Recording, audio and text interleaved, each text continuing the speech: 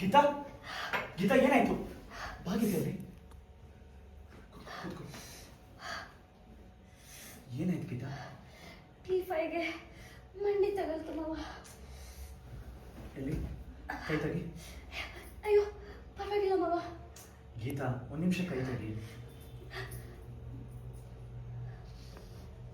ನೋಡಮ್ಮ ಹಾಗೆ ಮಾಡ್ತಿರ್ಕಮ್ಮ ಹಾಗೆ ಮಾಡಿ ನೋಡಮ್ಮ ಕೈ ನೋಡು ಈಗ ನಾನು ನಿಮ್ಗೆ ಉಪ್ಪಿನ ಶಾಖ